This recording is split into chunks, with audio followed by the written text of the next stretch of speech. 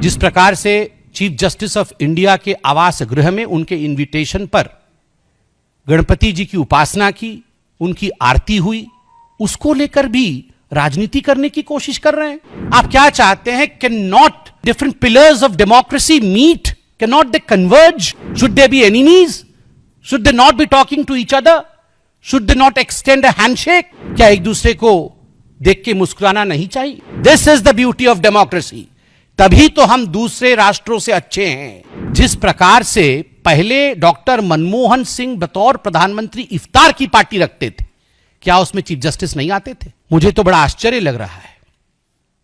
कुछ नेताओं ने कल माननीय प्रधानमंत्री जी ने जिस प्रकार से चीफ जस्टिस ऑफ इंडिया के आवास गृह में उनके इनविटेशन पर गणपति जी की उपासना की, उनकी आरती हुई, उसको लेकर भी राजनीति करने की कोशिश कर रहे हैं। नहीं, आप क्या चाहते हैं?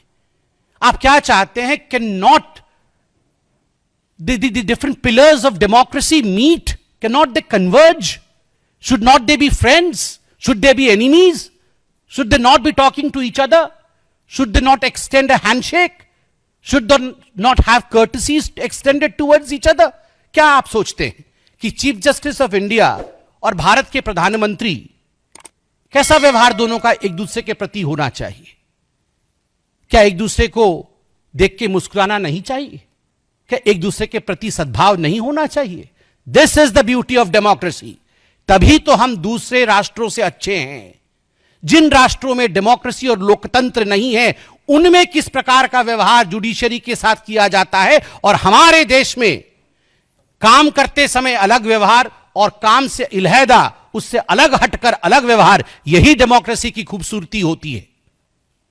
मुझे आश्चर्य होता है इस बात से कि सुप्रीम कोर्ट के चीफ जस्टिस से अगर देश के प्रधानमंत्री मिलते हैं, उस पर आप आपत्ति करते हैं, और वहां अमेरिका जाके इल्हान ओमर से मिलते हैं, उस पर आपत्ति नहीं है। जो पीओके के साथ खड़ा है, जो देश को बेचना चाहता है, जो हिंदुस्तान के विपरीत बुद्धि रखती है, उसके साथ मिलने से कोई आपत्ति नहीं है। चीन के राष्ट्राध्यक्ष प्रीमियर से मिलते हैं, सी जिनपिंग जी के साथ गुफ्तगू करते हैं, और एमओयू चोरी चोरी चुपके चुपके देश को बेचने का करते हैं, उससे आपको आपत्ति नहीं है।